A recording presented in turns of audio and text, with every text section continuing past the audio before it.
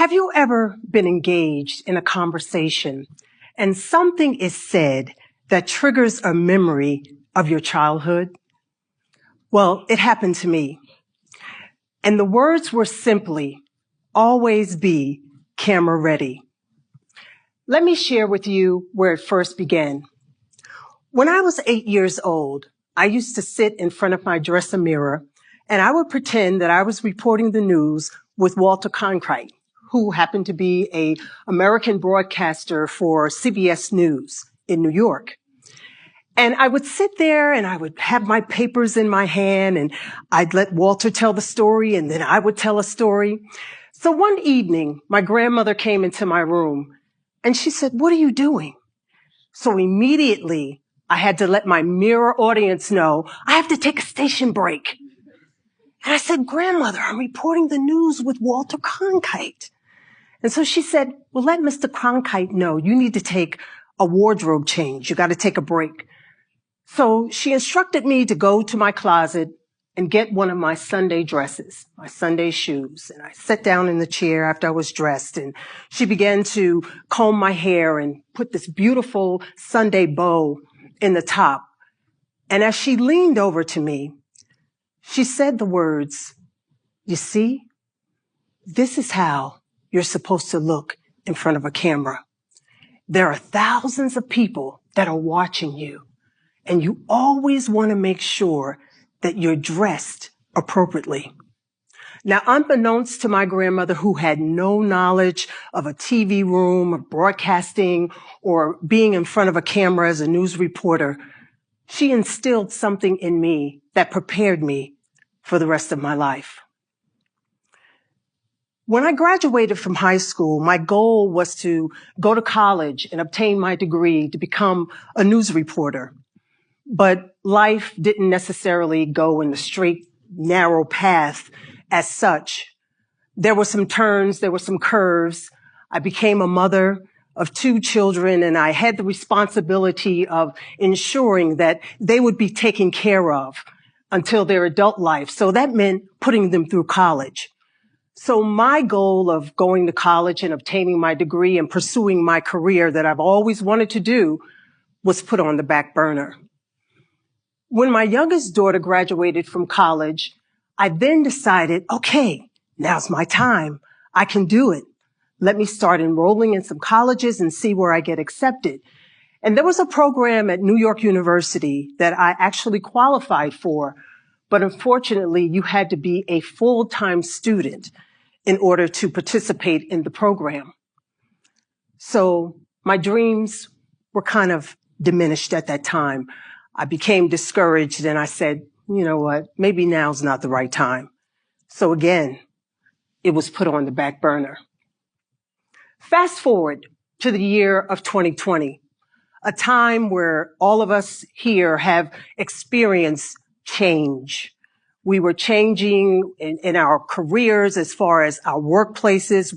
Our children weren't allowed to go to school, so they were being homeschooled, and it was just a changing time for everyone. And I found that I had all this time on my hands because my 2-hour commute into the city was eliminated and my 2-hour commute out of the city was eliminated. So I kept seeing these commercials come on for Southern New Hampshire University. And all of a sudden the light went off in my head and it was like, now is your time. So I immediately the next day called and I spoke to an advisor there, and they told me that, the different programs that they had, they didn't have a journalism program, but they had a very good, strong communications program. So I enrolled, and within 48 hours, I became a student of Southern New Hampshire University. As time went on, my presence on social media became even stronger because couldn't go to work. So, I was online and interacting with different people across all different stages and careers and times of life. And one of the individuals that I interacted with the most was Robin Roberts. And on Twitter, she would put up the post about, inspirational messages, and she would have her morning prayer. And one day I decided I was going to comment on it because it was very inspirational to me. And little did I know, Robin actually replied to my comment. So it kept going on for some time. And then one day I got an inbox message from an executive producer for Good Morning America. And they asked me, would I be interested in having a conversation about a segment that they were going to be having, which was going to be titled Viewers' Impressions of how they would come into the studio and how they would, react to seeing where everything took place on the Good Morning America set in New York. And so, of course, I grabbed the opportunity. I said, I'd love to come. Of course I'd come. What other place would I rather be than on the set of Good Morning America? So the day that I went to the studio, I went upstairs to the green room and, they came up, they did a rapid COVID test and everything. Now, mind you, I had no idea what really was going on. And I didn't even expect to see Robin that day because we were still in the protocols of COVID. So you couldn't really be in close distance to anyone during that time. After I was mic'd, they took me downstairs into the studio and they said, okay, we want to see your expression. We want to see how you feel walking into the studio of Good Morning America. So as I walked in, I looked to my right and I could see the window and I could see Times Square. And then I glanced to my left and there stood Robin Roberts. My knees began to shake. And I literally landed in her arms as she hugged me. I said, Robin, I think I'm going to pass out. And she's like, no, you're not going to pass out. You're going to be fine. She escorted me over to the interview area and we sat down and she shared with me. She said, you thought you were coming here today for a segment about viewer appreciation, right? I said, yes. She said, but that's not what this is about. This entire segment is about you because I've been following you. I've been reading your comments. I've been seeing how you've wanted to pursue a career in broadcast journalism and how you've gone back to school and you've decided to pursue that degree and you decided to make that midlife career change. This entire segment is about you. As the tears fell from my eyes, I immediately apologized to the makeup person because I'm like, I just ruined your makeup. But I said to her, the gratitude that I feel right now in my heart, you don't know how much this means to me. And she said, no, you don't know how much your story is going to mean to someone else. That day we did an entire segment. I went downstairs in the studio. I did a read and it was great. I mean, the first time reading from a teleprompter, I was so excited. I was just like, oh my goodness, I really want to do this. And she saw the enthusiasm. She saw the excitement in me. And she said, wow, Nancy, you really want to do this? I said, yes, I do. And so she gave me some guidance. She said, look for some internships and see if you can get into some internships with a local station and try to see how that can help you connect closer to being a broadcast journalist because you'll learn so much during your internship. So I did just that.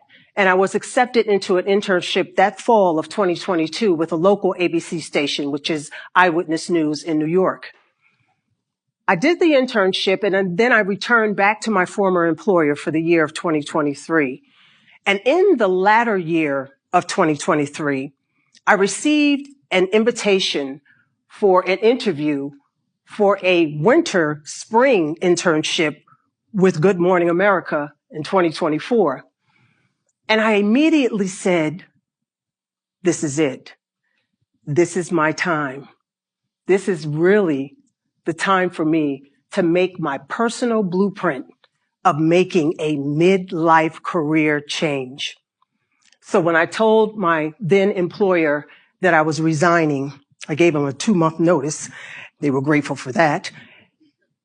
And I decided that this was the time for me to really put myself back on the front burner.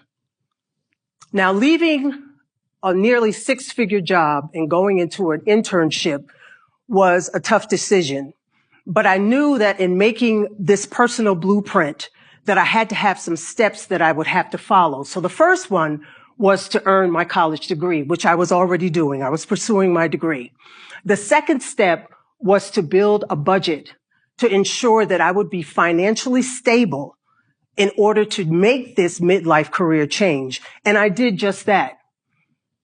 The third step, which was the internship, really gave me the skill set and the experience that I needed to get in front of that camera and make those stories and report those stories, as I watched so many of my peers do during my time, during my internship. And let me share with you also, I worked with some of the greatest producers, camera people. Everyone gave me a bit of their talent in allowing me to see how a story is really reported, because you have to understand the foundation before it gets to the teleprompter and what is done. The greatest experience I could have. And to wrap up my resume reel, my interview was with Robin Roberts. We did the interview in one take. She was impressed. The camera people and people in the studio, the producers, they were all just clapping and everybody was screaming. They were like, "That's great. We only have to do one take of this." And I was all smiling and happy. And they're like, "Well, there's one thing we have to do over. Your introduction. You said good morning. You left out America." So I'm like, "Oh, wait a minute. That's a big part. We got to make sure we go back and do that over." But even with that little small retake, it gave me the assurance that I was ready. And Robin said to me that day, which was my last day of my internship, she said, "You're ready. Now's the time for you to go out and pursue the career that you've always wanted to do," because I shared with her about my 8-year-old self and reporting the news with Mr. Walter Cronkite. And so for several months, I did that. I applied for various positions all across the United States. I must have been applying for at least 25 to 50 jobs per day, Monday through Saturday. And I got a couple of interviews, with places and local stations, in some cities that I had never heard of, yet less could pronounce.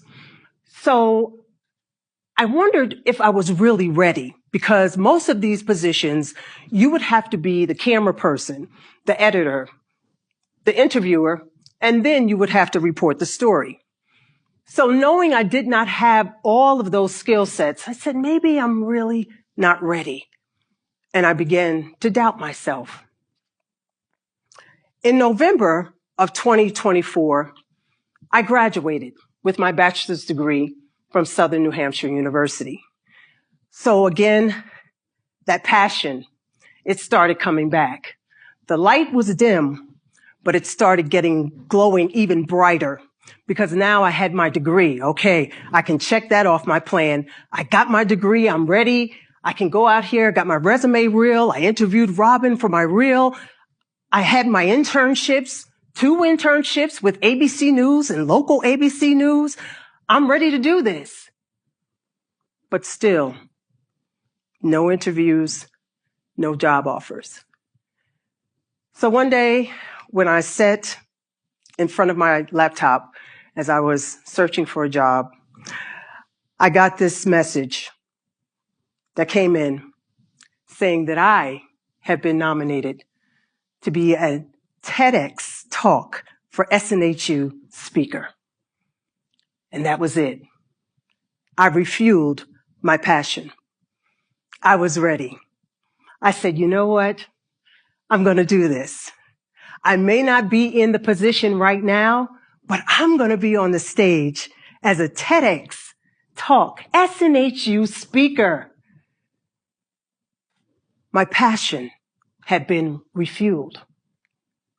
I knew at that time that all of the steps I had put in my blueprint in making my midlife career change, they were successful. I could check step 1, step 2, step 3, step 4. I was ready. And here I stand today with the 8-year-old inside of me, what my grandmother instilled in me in front of that dresser mirror, to always be camera ready. Thank you.